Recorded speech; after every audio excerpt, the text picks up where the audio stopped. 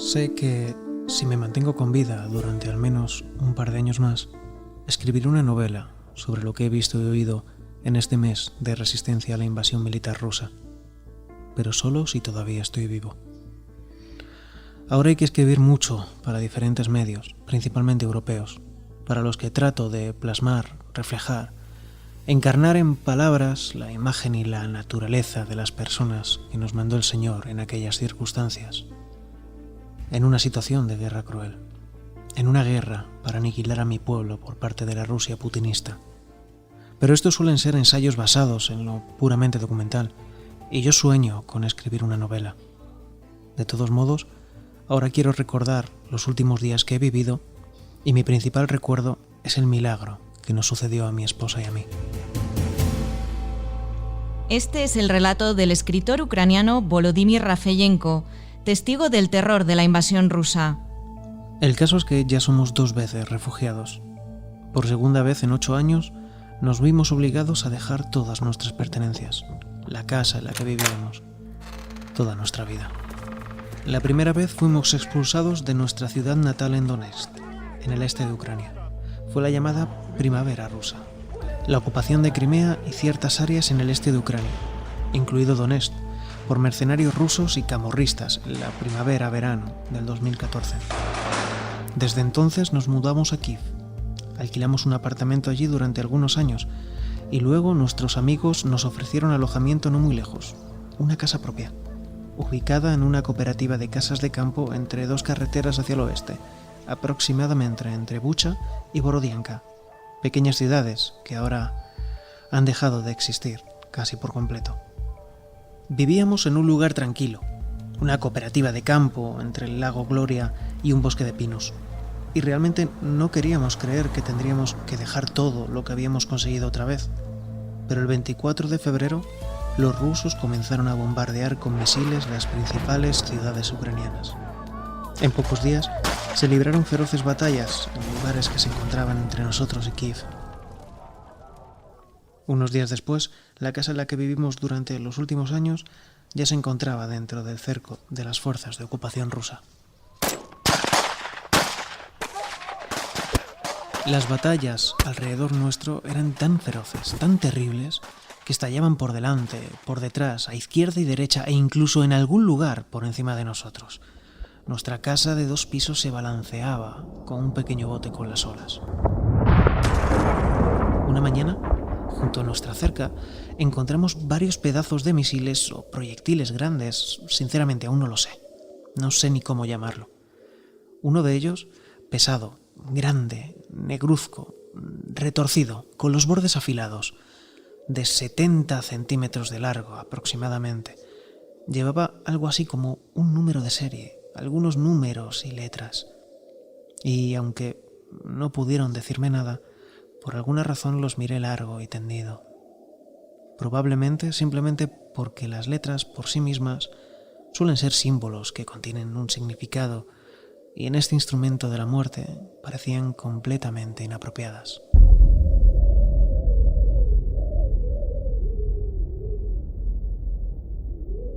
Debo decir que ya habíamos escuchado las explosiones en Donetsk ya en 2014, pero lo que comenzó a suceder a finales de febrero cerca de Kiev, desde todos los lados al mismo tiempo, no se podía comparar con nada. Retumbaba de día y de noche. También pasaban aviones y helicópteros. Se produjeron combates con artillería pesada y con ametralladoras. La casa se tambaleaba, pero aguantó. Salíamos de vez en cuando a respirar porque estar sentados en la casa constantemente no tenía sentido. Sobre todo porque no teníamos sótano y porque las delgadas paredes no protegían de nada. Tal vez solo del viento y del frío, aunque realizaban esta función de manera bastante básica, porque esta casa se construyó como una casa de veraneo y solo mucho más tarde se instaló una calefacción de gas.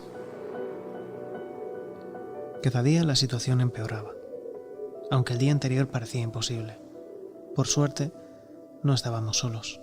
Había otras personas que vinieron aquí en los primeros días de guerra porque pensaban que sería más seguro estar en el campo que en la ciudad. Por eso, En las primeras semanas de guerra, solo en nuestra pequeña cooperativa campesina de 7 calles vivían 99 adultos y 34 niños. Pero llegó el día en el que en las urbanizaciones cercanas, la luz, las comunicaciones e Internet desaparecieron casi simultáneamente. Y está claro que, sin comunicación, nuestra situación de encierro en este continuo horror se hacía cada vez más evidente.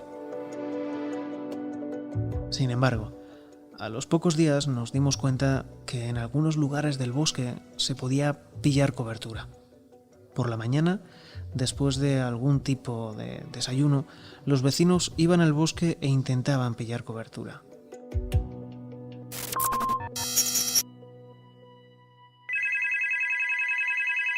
Si alguien captaba una onda, un montón de gente se reunía allí y eras testigo de una docena de conversaciones que se desarrollaban a tu alrededor al mismo tiempo.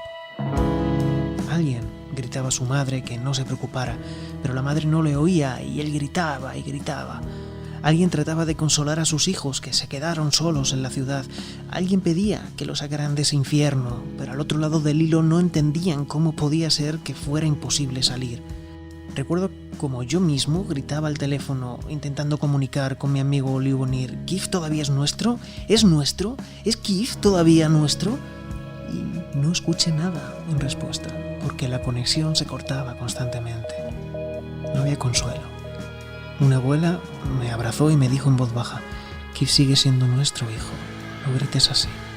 Justo ahora mi hijo y mi nuera se quedaron en Kiev y me aseguraron que los nuestros todavía aguantan.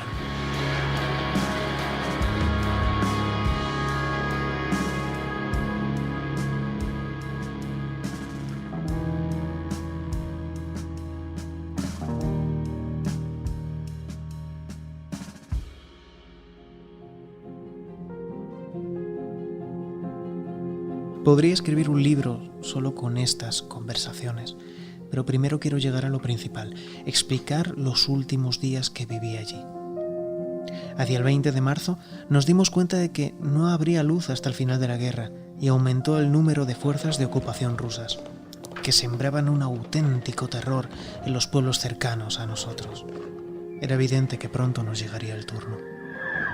No sabía qué hacer, no sabía cómo escapar. Las personas que tenían vehículos y podían comprar gasolina comenzaron a reunirse en improvisadas columnas humanitarias y trataban de salir de la zona ocupada por su cuenta. Cientos de coches con banderas blancas pasaron frente a nuestra casa, pero no todos lograron salir. En los primeros días, una familia fue enterrada en nuestro cementerio. Adultos y niños. Su automóvil fue ametrallado por soldados rusos en un puesto de control. Y no fue un caso aislado.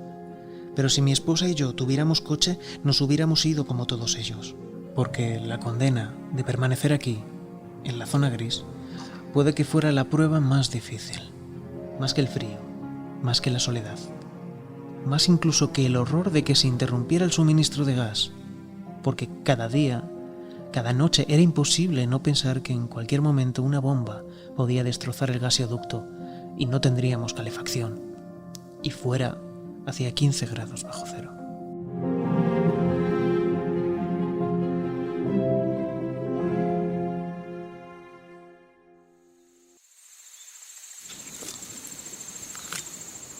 Salía al bosque todos los días y llamaba a mi amigo Liubomir. Estaba tratando de encontrar opciones para sacarnos a mí y a mi esposa. Y finalmente hubo algunos muchachos que aceptaron venir aquí a por nosotros y traer algo de ayuda humanitaria.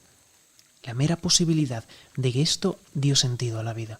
Se fijó una fecha concreta. Mi esposa y yo estábamos preparados, con nuestras 2 mochilas, y esperamos todo el día. Esperamos como si nunca hubiéramos esperado nada. Pero nadie vino a por nosotros. Yo, que encarnaba la esperanza para mi esposa, no podía levantar los ojos. Todavía estoy muy agradecido porque ella no lloró. Trató de sonreír. Esto es normal, dijo. Es una guerra. Nadie sabe ni siquiera si es posible. Esperemos lo mejor. Al día siguiente supimos que nuestro ejército no permitía el ingreso de automóviles a la zona ocupada porque era demasiado peligroso. Y esta prohibición se extendió a los próximos días.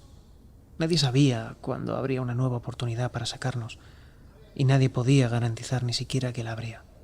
Pero el 19 de marzo, los muchachos, esa gente audaz que nos intentó sacar la primera vez, decidieron intentarlo de nuevo.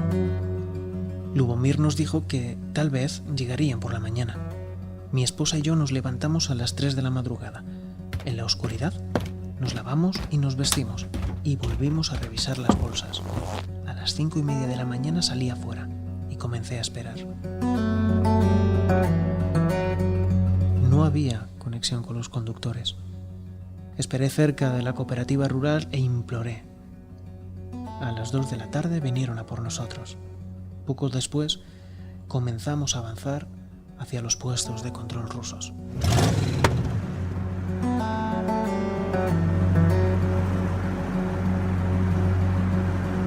Perro de Hierro y Twin Peaks eran nuestros conductores. Dos muchachos muy jóvenes que iban en el primer coche. Conocían el área y lideraron nuestra pequeña caravana. Una pareja de ancianos, cuya casa en Hostomel fue destruida en los primeros días de guerra, también iban en nuestro coche. Este vertiginoso viaje solo fue posible gracias a estos muchachos. Al final, salió a la luz que ya habían venido aquí varias veces y habían sacado a más gente. Todavía no sé sus nombres reales, porque se presentaron con sus apodos. En el segundo y tercer coches, los conductores eran Iván y Denis, chavales jovencitos e increíblemente valientes. De profesión, actores. De comportamiento, cyborgs. Pero eran cyborgs sonrientes, educados, agradables y completamente abiertos, como niños. Nunca olvidaré a esos cuatro. Nunca olvidaré sus rostros. Nunca entenderé cómo se las arreglaron para hacer lo que hicieron. Y seguir haciéndolo, sacando a la gente que entre balazos y bombardeos arriesgaban sus propias vidas absolutamente sin pago alguno.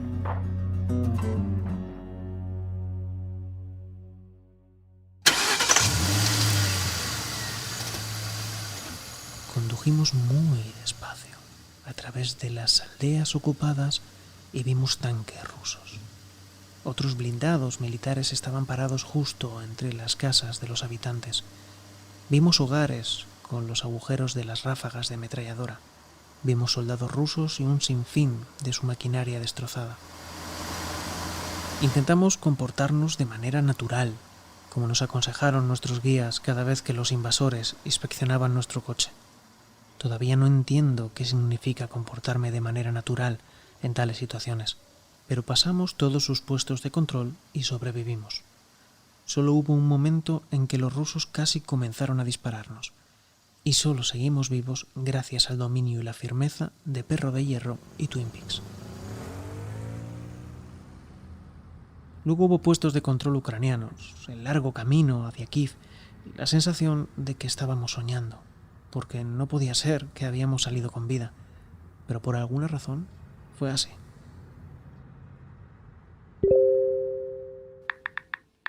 Ayer Iván me escribió en Telegram que este camino que seguimos ya no existe. Fue destruido para siempre.